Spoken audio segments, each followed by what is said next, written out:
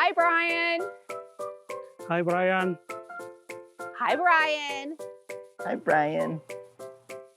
Hi, Brian. Hi, Brian. Welcome to the What's in Bloom at the Ruth Bancroft Garden.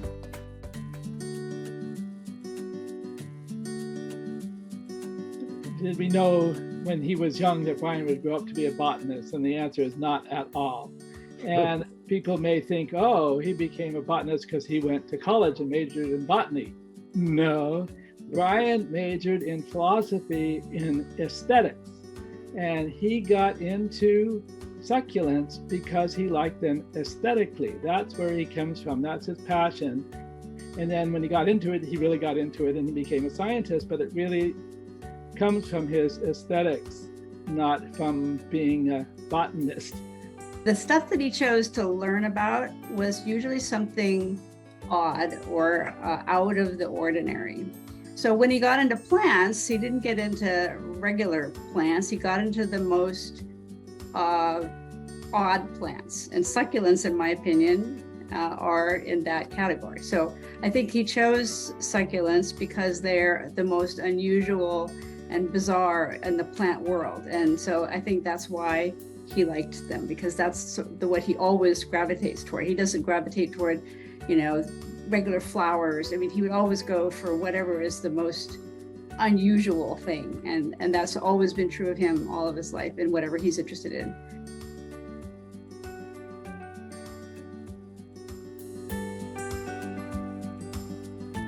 We don't fully understand the degree to which what we have here that we all enjoy together as a community is a result of his work, more than perhaps any other human being in history, even Mrs. Bancroft. He is not afraid to learn something new or to do something different. He has this incredible quality where he can both have a tremendous amount of knowledge about something and a tremendous amount of experience in something, but also be really open to change and really open to doing things differently and trying new things. And I think that's really unusual. He's very calm, but always engaged in whatever he is talking about, very present and in the moment. Whenever Julia brings her dog into the office and Brian walks in the office for the first time and sees Iris the dog, he gets down on the ground, he pets her, and he gets into this mode of, oh, you good girl, I'm so happy to see you. And it's another side of Brian. It's just so incredibly sweet. I love how funny Brian is and how quick-witted he is with things. Like, he'll just say the most random things, and we're always like, how did he come up with that so fast? Because Brian has the best sense of humor. He's so funny. We call them zingers, his Brian zingers. He's always keeping us laughing, and those are probably my most special times with Brian, is just hanging out super casual, not even necessarily in the garden. One of my favorite things about Brian is how meticulously he takes notes of all the plant updates in the garden. So, in true Brian Kemble fashion, I've been keeping a running list of notes on my phone of special quotes Brian has said throughout the day. Here's number 1. One day, a customer had a question about a jade plant. Brian immediately responded, "Just open up your garbage can." Another time, someone had emailed him a picture asking to identify a plant. The photo was terrible and not up to par, so he immediately responded with plenty of sass. That's like sending me a picture of a leg and asking me to identify the person. You are a thoughtful and incredibly intelligent person. And most importantly, you are a friend to me and everyone here at the garden. I always learn something from him, I feel like every day. So he's a wealth of knowledge for sure, about a lot of things, not just gardening. I look to Brian more as a resource, as the person of knowledge. And if there's any question I might have, he's the one I go to. He's my go-to. When I first came to the garden, I knew nothing about cacti and succulents, and I think just the way that he's patiently explained the difference between all the different plants here, even though it's a really small garden, has been an incredible learning experience for me. And so for that, I'm super grateful. He's always there for me if I have a question about plants or what I'm doing and stuff. He's really, really available. As we all know, this place is magical. And the reason it is because of you. It is perfectly curated. It thanks to your loyalty, dedication, and ability to turn anything you touch into gold. Brian has poured heart and soul into the Bancroft Garden for many decades, and that he's always been really mindful of maintaining her vision, Ruth's vision of the garden. Many years ago, when I was visiting him in San Francisco, he gave me a tour of the garden, and he took me next door to visit Ruth, who was still living next door. And I could see so clearly the easy friendship between them, and their mutual respect for each other. Just the friendship they had was wonderful to see. He's so passionate about what he's doing with his life. Like, I think that's my favorite thing about Brian, and that's kind of what I want to emulate. Like, if you're so passionate about this thing that you're doing with your life, like, how could you not enjoy every part of your life? The way he carries himself is really inspiring, and how passionate he is to keep this garden growing is very heartwarming. Like correcting you on a pronunciation of something without making you feel like small or stupid, or he just really wants you to know the right information, and he's really awesome about doing that. I completely adore you, and I am so appreciative of all your generosity and sharing everything you know about plants with everyone who works here and all of the visitors. Without any ego, just in a way that was super friendly, like, nope, that's not correct, this is actually correct, and here's why. Like, this is what you can learn from this information.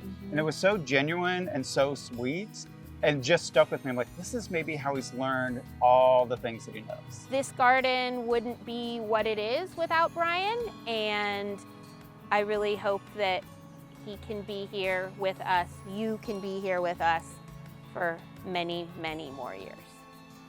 Que estoy muy contento con trabajar contigo, que me la he llevado muy bien contigo, Brian. Muchas felicidades. So, as we all know, Brian takes awesome pictures.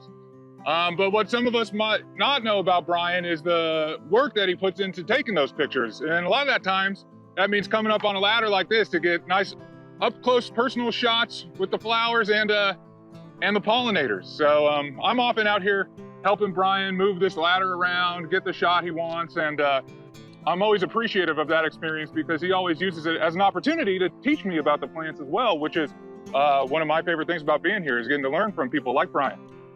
So yeah, I wouldn't know that this was a Dazzlerian if it weren't for Brian. So thank you, Brian, and congratulations on your time here. I look forward to a lot more great years getting to work with you. It was the rainiest winter we had for many years here in Walnut Creek. And of course, it rained the most on Saturdays when we had our walks in the garden with Brian. He had his piece of paper and he walked from bed to bed. Paper he was holding got so wet, so it was hanging like a wet flag from his pointer. And he still kept on going. He just sort of, let's see what it says here. Oh, yes. Said, oh, you got to go talk to that Brian Kemble guy out at the Ruth Bancroft Garden in Walnut Creek. He's the real expert on all the succulent stuff around here. And we sort of hit it off chatting about plants, and the carrot of the opportunity to learn from the great guru was what brought me here. I started with a 1-hour time slot I was given to have a meeting with him, and it turned into a whirlwind tour around the garden of all the various aloes I had questions about. Brian was absolutely the best tour guide you could ask for. He really encouraged you to look really closely at the plants and point out all sorts of really fascinating details, especially with the coloration and growth patterns and things like that. So he was really, what more could you want out of a tour guide?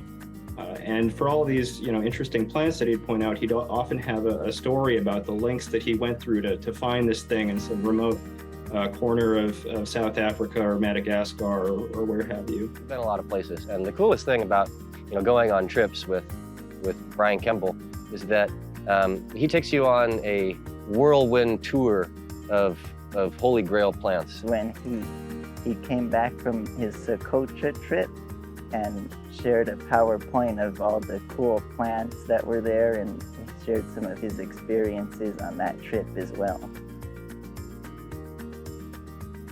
How knowledgeable he is about the plants and how cultured he is to go explore and travel all these different countries just to see the native habitat.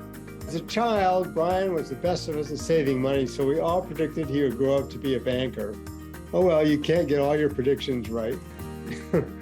Now Brian spends his money collecting the most exotic possible Visa stamps on his passport that I've ever heard of. Brian, congratulations. Congratulations. Congratulations. Muchas felicidades. Congratulations on 43 years. That's passion for play.